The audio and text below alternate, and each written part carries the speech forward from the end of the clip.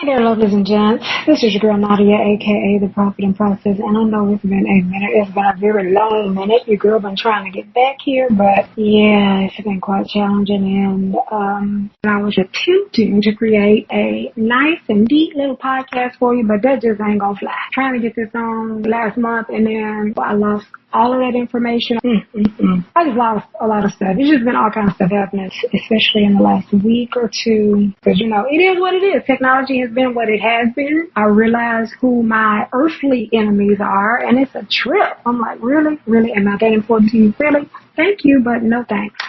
Yeah, but your girl been going through quite a bit. I can't really say what you should expect. It's a little bit of everything, and some of the language gets colorful. A lot of stuff I was not expecting to release that I've recorded previously. It was for my Kingdom Spouse. So this is a direct message to my Kingdom Spouse because God said through this process we have to go back to review what I've already recorded with new eyes and with an open heart so that we can go forward a little bit later, because I don't know what to expect at this point. We're working on 4 years now, and it's just communication between us. It's been interesting. Yeah, I've had a lot of back and forth, not believing, not realizing that I was under the influence of witchcraft attack, and he was doing some acting. But see, seriously, we've been misled quite a bit from some kind of stupid decisions. But, that is what it is. You don't learn from it. You'll keep repeating it. Perhaps you can relate to my journey. This may be for you. Of course, you need to check with the Lord, eat the meat and spit out the bones. Seriously. Make sure that the Lord has brought you to this channel, because I ain't for everybody. Everybody cannot eat what I cook. And I'm okay with that. It took me a minute to get really okay with that. Obviously, why I've been ghost. But I'm good. Just need to give the enemy a black eye. I cannot allow myself to be bullied any longer. That's not a good look for me. So, yeah, this podcast is about my deliverance, as well as I'm hoping an appropriate segue for my Kingdom Spouse to get delivered. This is where I was originally preparing the podcast. I mentioned about a prior episode. I want to say it's an excerpt because I did cut out some of the information because that ain't y'all business. But this first message should have been on here last year, or really 3 years ago, when you actually hear the other couple of introductions that's coming after this introduction. Yeah, so it's going to probably be 2 or 3 introductions because I'm limited on what I can edit at this point. This is me after 2 years of pretty much silence, because I've been like here and there and then, So I really do thank you all, lovelies or gents, who have hung in there with me for the long haul. And I pray that if you have come by this channel for the first time, that the content is beneficial for you. Yeah, I'm pushing through this thing. Also, you may want to grab a pen and paper to take notes. I love you all, lovelies and gents. Thank you so much for staying tuned. Hey there, lovelies and gents. This is your girl Nadia, aka The Prophet in Process. I have been promising that I'm going to post this particular word since this time last year.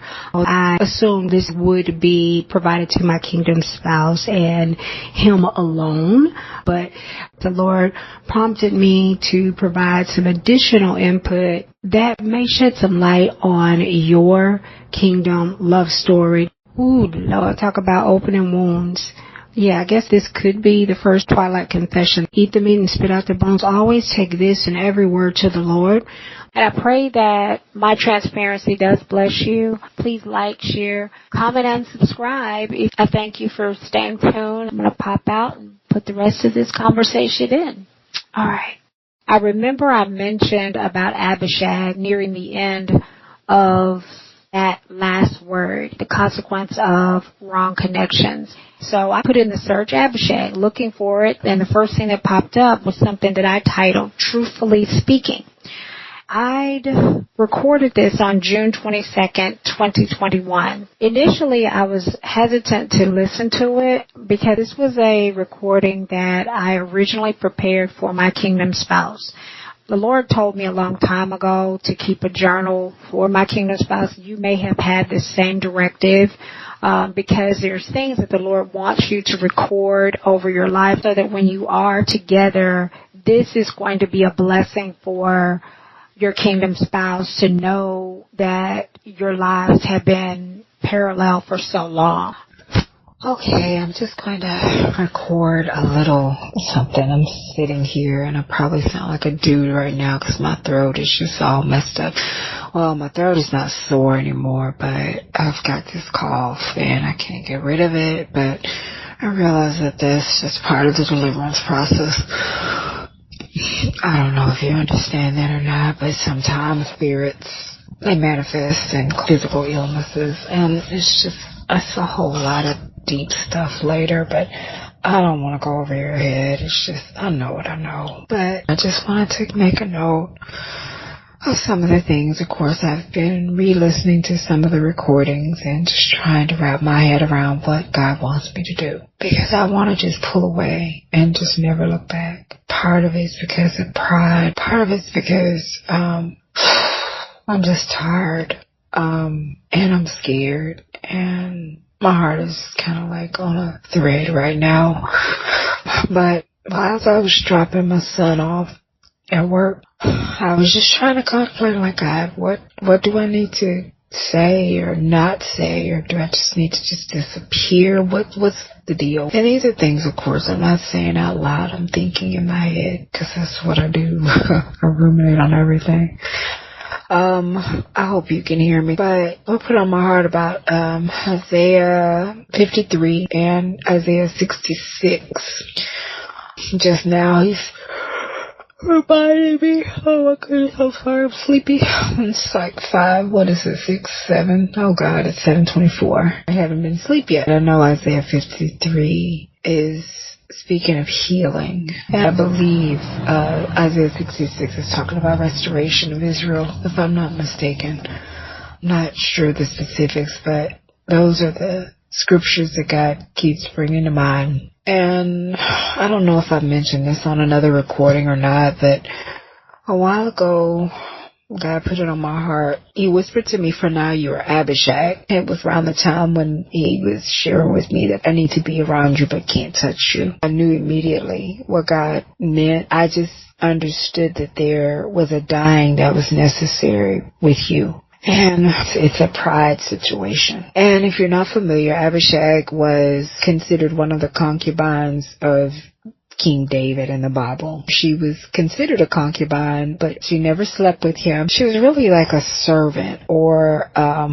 just really someone to try to keep him warm as he was preparing to die. Basically, she was almost like a hospice nurse. I did some further research on Abishag just because that's part of the words that God wants me to share with ladies in waiting and that may be experiencing something similar to what I have. Just, in limbo on trying to figure out what in the world is the next step. And as I was doing the research on her, I came across some information about, even though they didn't have sex, her body heat, her naked skin next to his, was what kept his temperature regulated, even though he had many covers while he was in his old age. When he was getting ready to die, that was what kept David warm. And it just reminded me of God showing me how my transparency is necessary. On the license plate of a car that was in front of me, it was, "I need you." And it was weird. It was like like kneading dough, you. And I thought, do you really need me? Part of me wants to say, well, I want to be there for you because I feel like I need you too. I think that's what's got me messed up right now, is because I keep feeling like I need to record this just for record for later. I don't know. I'm tired of writing. I got so much that I need to play catch up on dreams, and I know I mentioned once before 30 or 40, but just in the last few days, I've had several dreams with you in it. It's accumulating again.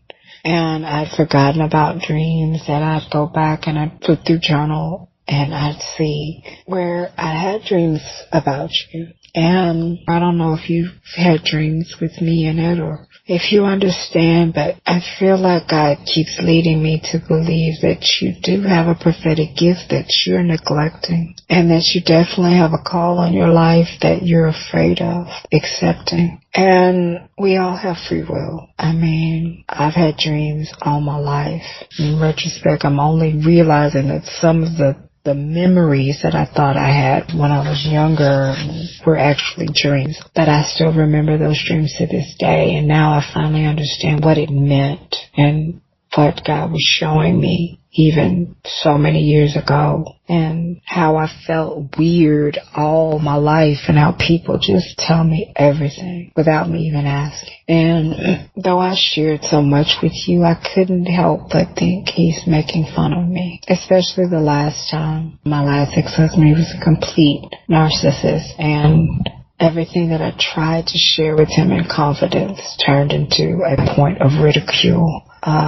And that, I guess, is the first time I'm actually admitting that I'm actually afraid of that. And I guess I get defensive even when I'm expressing myself honestly, because I don't want that to happen again. I don't want to allow myself to be subject to that ever again. And I'm realizing the more that I open up with you, or even on these recordings, to you, or even to myself or the world or whatever, I'm realizing that, yeah, it's a lot of stuff that I got to work on that I've really been traumatized by. And I'm just now realizing how much the things that he said and did and others said and did really negatively impacted me. And I've stuffed it for years. I know it's good to get things out, but I don't think I can see myself disclosing this stuff to someone else. I don't want to go through that again. And I realize that you have a choice. But I just keep praying like, Lord, I don't know when, or how, but I don't think I can't do this again. I can't. I've shared a lot. I don't understand that either. It just comes out. I mean, the fact that I admitted that I've committed adultery before, I did that with who's my last ex-husband, and it was just immediate condemnation. I wasn't planning on even going here with all of this. I'm so sleepy and tired right now. I don't even know what my whole point was. This, oh yeah. And it said, I need you. And there's another car in it with the license plate. It said 1044. I don't know what 1044 is. I have to look that up or whatever. What God gives me numbers and stuff like that. But, God, I keep thinking, oh, that sounds so thirsty again. But I do want to be loved.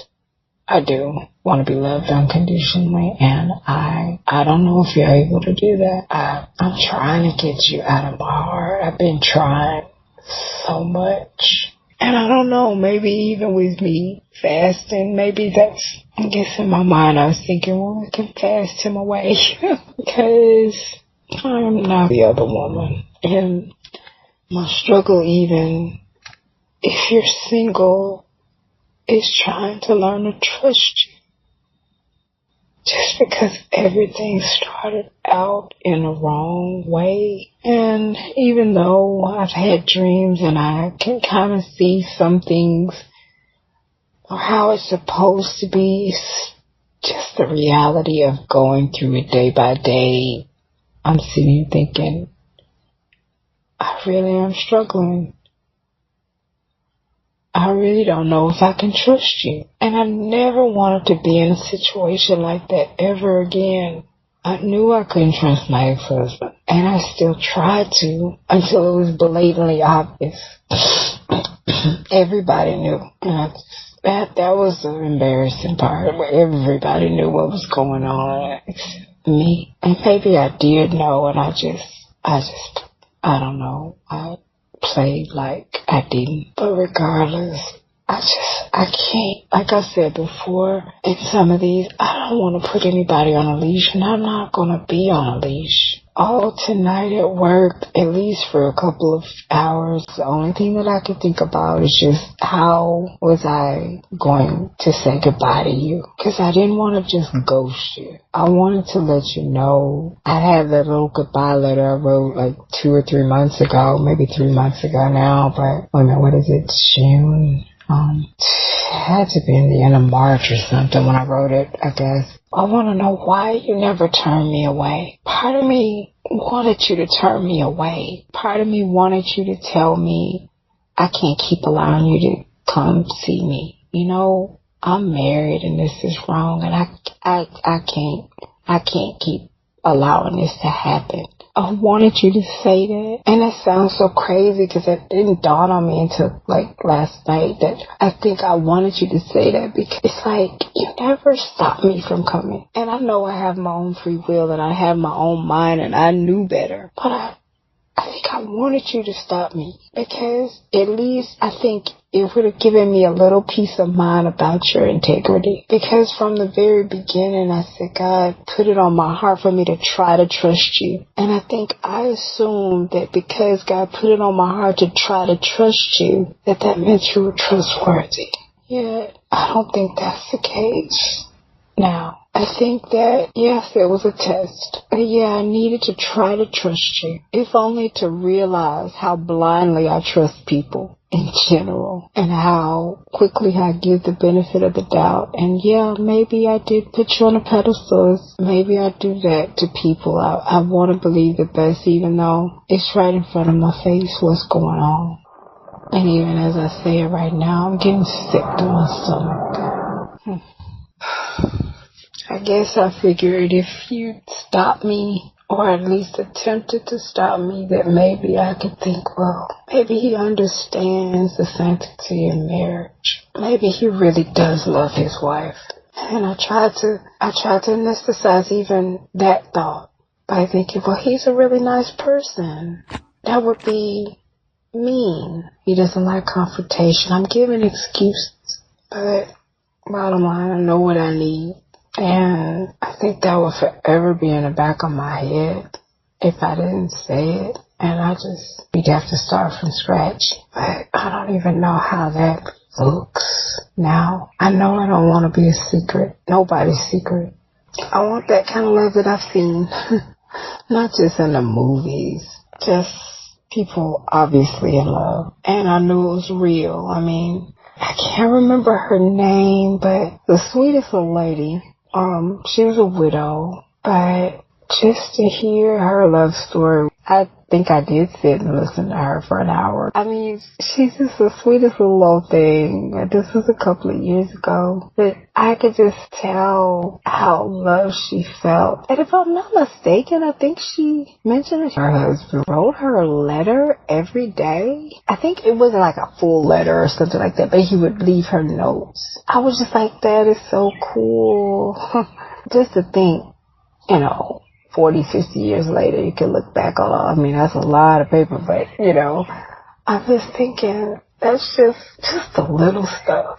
It's like people go all out, and that's not even necessary. It's okay to have nice things. It's just, I really hate when it has a person. I just don't care about this stuff because I realize that one day it could all be gone. And if you build your relationship on stuff, when the stuff is gone, you have nothing left. I don't ever want to be in a situation like that. No, it's not worth it. Honestly, I like the person that I saw when you didn't know I was looking. That's who I was interested in. I observed you for over a year.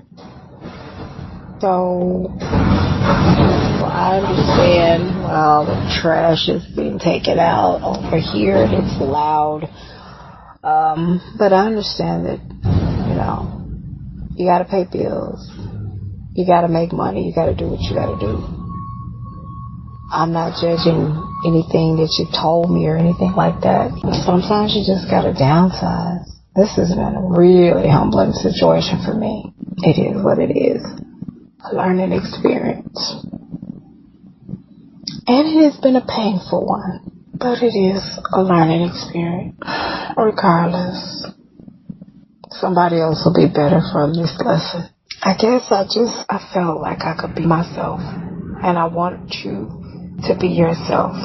And I only saw bits and pieces of who I believe is the real you. The rest were walls and bravado. And it's just so unnecessary with me. I think I mentioned before that I was like, you had me a PBS special. I'm such a nerd.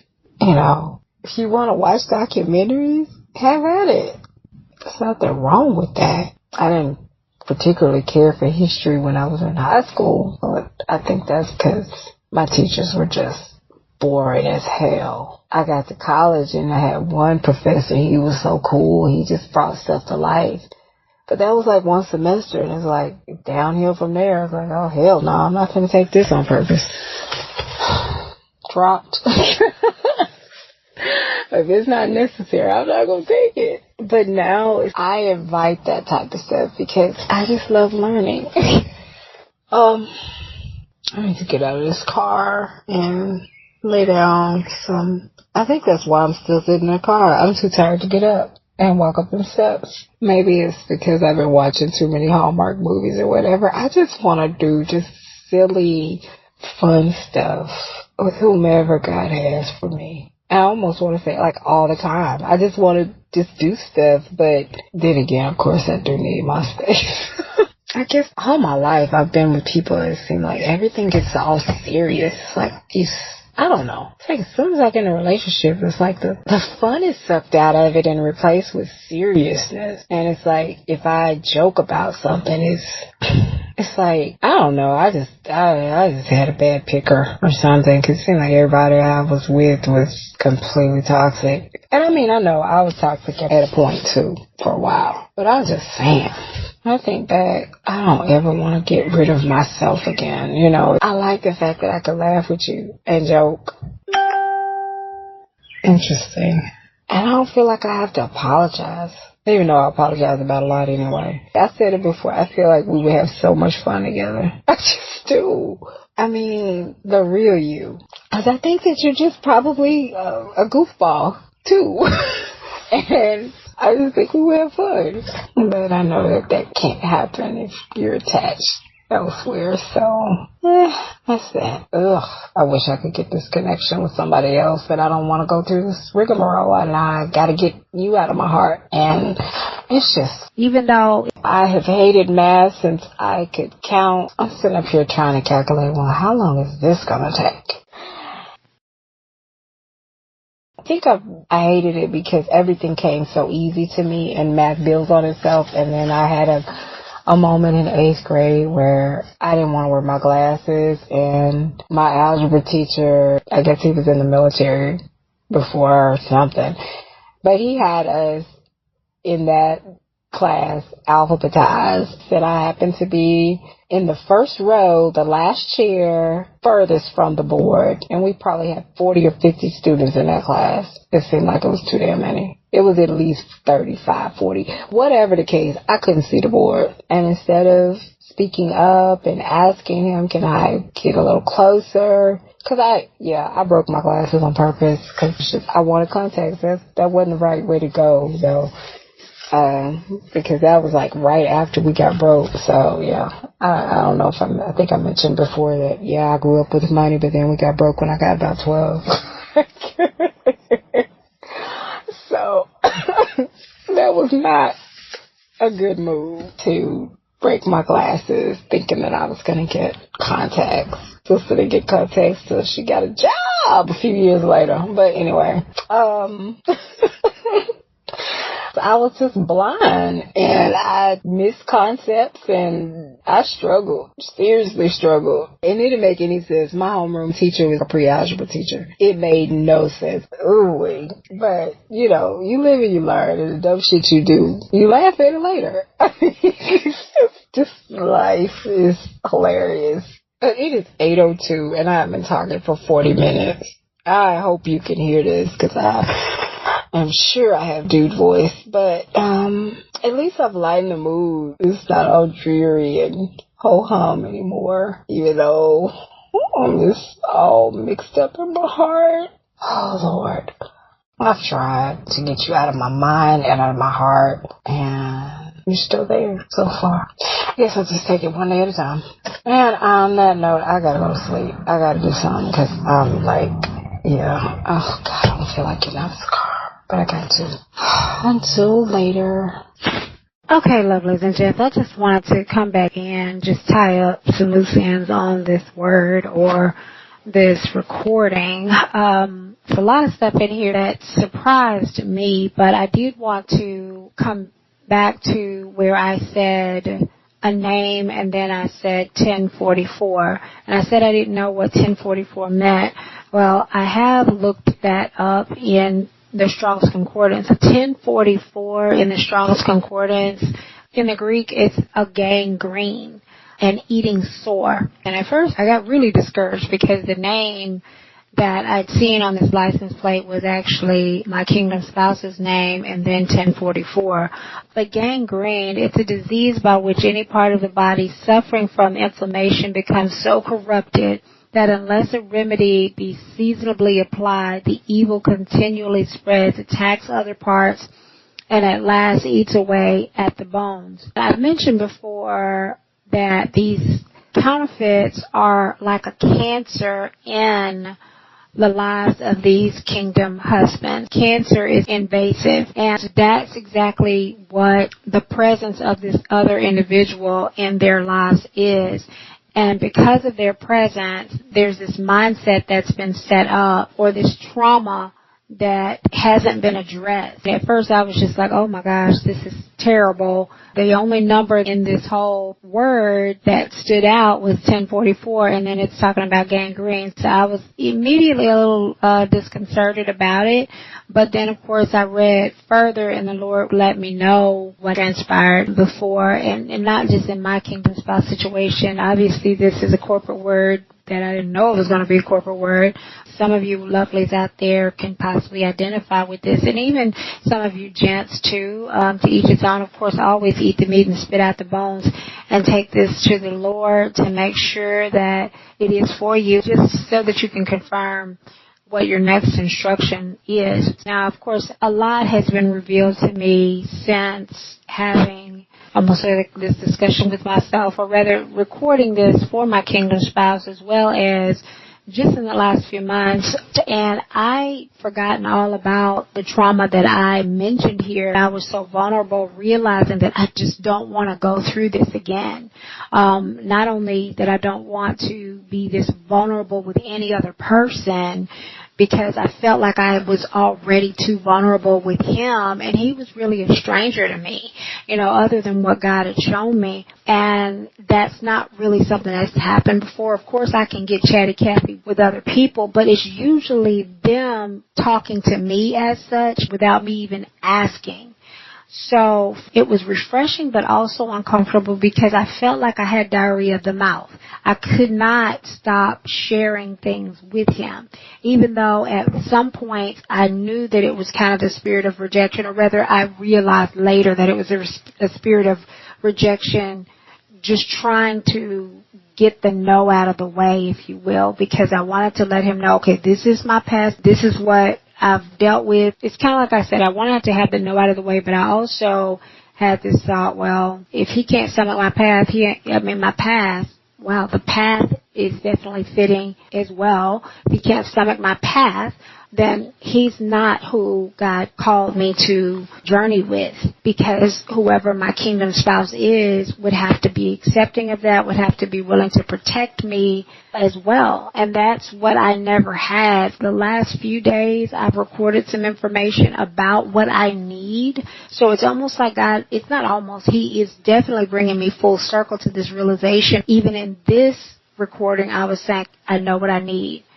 it was like I was clear on what I need, that I needed this protection, and I was voicing this information on this recording that I had no idea when I was going to release to him or release to anybody. You know, for all I know, he may be listening to this broadcast now, so as you all are hearing it, he may be hearing it.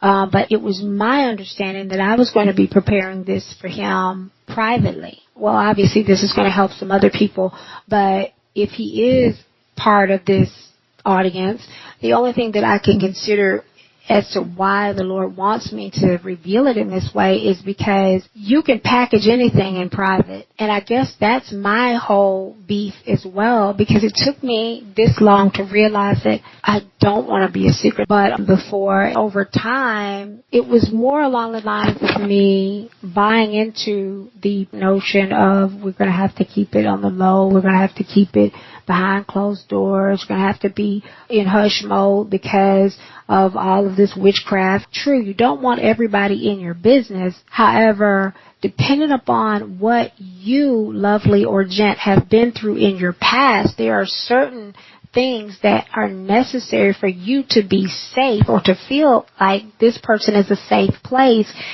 going into your future. And I had to get to this place recently, like real recently, again, within the last few weeks, is that I need somebody safe.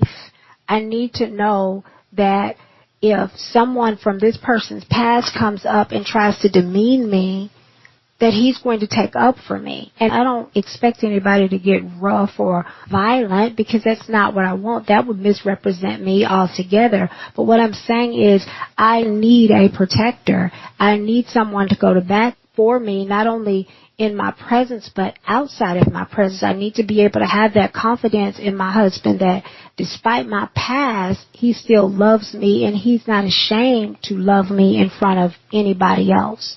But see, because of everything started out all ugly, shrouded in all of this secrecy and lies, I have to start this thing over. We have to start from scratch. And we have to have this out in the open. See, the Lord had given me a dream a few years ago where we were in the same office working together. He was behind me, but all of a sudden when he heard some keys jingling, he jumped under his desk and I followed suit because I was battling this doubt. I felt like I did not belong there with him. I knew that the Lord was trying to give me reassurance, but it just did not gel with me because I knew that he was lying. I knew that it just was so much wrong with everything that I was encountering, but I was still struggling trying to be obedient to what the Lord told me to do. The majority of the time the Lord told me just to come back and listen. And I showed up, but it wasn't always in absolute alignment with what the Lord wanted me to do because I didn't know what the deal was with his situation. But see, the thing is, God gave him permission to test me because of what he had been through. He gave him permission to test me, but he was supposed to tell me the truth after that. It's just like with the midwives in Egypt. Pharaoh told the midwives to kill every male, but essentially the midwives feared God and they were like, okay, I'm not going to kill these children. I can't kill these children. So even though Pharaoh, the person who was in charge, told me to kill these children, so I'm going to lie and say that, by the time I got there, the baby was already born, or, these women are really strong, so it was no way that I could kill this child when it was already here. And that's basically what happened. It's not that God is condoning lies. The Bible does say lying lips are an abomination to the Lord, but those who deal truthfully are his delight. It's not saying that that's null and void because of what God allowed the midwives to do, but God gave them permission because this was going to be serving a greater good. So with this test that my kingdom spouse was permitted, meaning he's wearing this ring. I didn't realize that he was wearing this ring. As a matter of fact, I never would have spoken to him had I ever seen his ring prior to the time when the Lord told me to reach out to him, because I'd already made that decision several years before, 15 or 17 years before. I always say 15 and 17 years. I never say 16 years. I know now why. I looked up 15, 17 in the Strong's Concordance earlier today, and I guess I need to look it back up while I'm talking about it, it shows I make peace to reconcile. And it also shows sinew, which sinew, I think that is referencing a joint, if I'm not mistaken. I'm trying to think it's muscles or something. But that's what comes to mind. But the first part of it in the Greek, meaning I make peace, I reconcile in my mind. This is what the Lord was showing me is the reason why I would just automatically say it's been about 15 or 17 years. I'm like it's not a 16th year in between there. But for whatever reason, I would always say this, and you'll notice this on my other posts because it's already been pre-recorded, and I don't know what order the Lord is having me to put this stuff on here. This is showing I have peace about my decision. I made that decision a long time ago, so had I ever seen his ring, I would have never spoken with him. This would have never happened. So the Lord allowed him grace to do the same thing that he'd done to everybody else. He's trying to weed out adulterous women. He's trying to weed out gold diggers. He's trying to do all of these things with this lie. But see, what he did not realize is that this lie is what opened the door for the devil to actually manipulate not only our relationship, but to bring curses on himself. Because God gave him a directive to get rid of some folk, and he did not do what God told him to do. There's things that I know that the Lord told my kingdom spouse to do specifically to help me, and he did not do it. He's not the only one that's guilty of this because I didn't do certain things either. It's like all the enemy did was give a suggestion. But this person that has been spinning this web is this evil assistant. I have another dream that I need to share with you all, and it's entitled, what is it titled? It's something about the evil assistant. But I believe they're probably out of the picture right now. Just stay tuned for that. It's coming up soon. About the ring. In another dream, the Lord showed me that who I understood was representing the kingdom spouse. It wasn't who God has shown me as my kingdom spouse, but who was representing this gentleman. I remember thinking he had a wedding ring on, but later the Lord reminded me the ring was on the right hand. So it was like the trajectory of what I was looking at. It appeared that it was his wedding ring, but it was really a right hand ring. And, you know, symbolically it means that it's a purity ring, or it's that you are allegiant to God. But God wants you to be real not only with yourself, but he wants you to be real with other people about what your expectations are in a relationship and what you will and will not tolerate. I had to think about that thing. I said, you know what? I said, I get it, Lord. You know, when you told me that I need to forgive him, and I've forgiven him, however, there are certain boundaries and certain expectations that have to be adhered to before I am willing to allow him back into my life, even as a friend, because it doesn't look good for me to be hanging out with someone wearing a ring if I'm not wearing one, because that just doesn't look right. So for me, coming around him when he has a ring on, that's a problem. And I remember him mentioning even about the other young lady who used to come in and talk to him all the time before I started coming around. He would comment about how his staff really hated the fact that she was always around and everything. And I just thought to myself, well, it doesn't look good if they think that you're married because you're wearing a ring on your left hand. So every lie that is around him needs to be eliminated from the source. Meaning, number one, you got to get rid of this chick that's in his ear, because she's the one that's behind most of the witchcraft. Obviously, she's convinced him to open this door to the enemy because of this lie. So this wicked person in your kingdom spouse's life has convinced them that it's better for them to just weed out people this way instead of just being honest. The problem is that whoever gave him the idea to lie in the first place about the ring, just wear the ring so that, you know, you can weed out people. I'm thinking it's just a chick that has had a crush on him for like 9 or 10 years. But it's a 9 or 10 year thing where they'd known this person for a long time, or maybe even in their profession, and they think that this is a friend and they have no attraction to this person, but this person is attracted to them. This is a woman who is really infatuated with this gentleman because she wants to be something more, but she's not told him. This woman is in the picture and he doesn't know it, that she's married him in the spirit by convincing him to lie about being married. So now, instead of being a man with convictions and doing what God said, taking the ring off, you are allowing the enemy free reign on you, because you're not only lying about who you are wearing a symbol that advertises your lie to the spirit world. And see, for instance, my kingdom spouse, if he is not married and he's wearing this ring just to ward off other women, he needs to get the ring off. He needs to get rid of the pictures. He even needs to clean out his wallet. And these are things that I'm just sharing with you right now. It may not even be just with my kingdom spouse.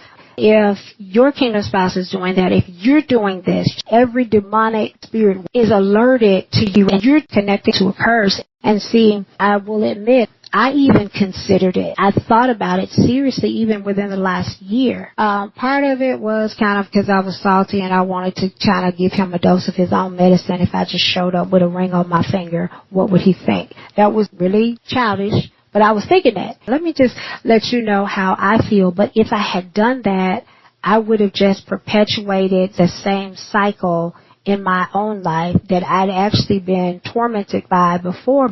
The bottom line is, this is what's caused this problem. All of this crap that's happened, this lie opened up the door. This lie turned into gangrene, basically. And it was eating away our relationship, and it really tormented me throughout this whole process, because everything about our union is not black and white. It's nothing orthodox about it, period.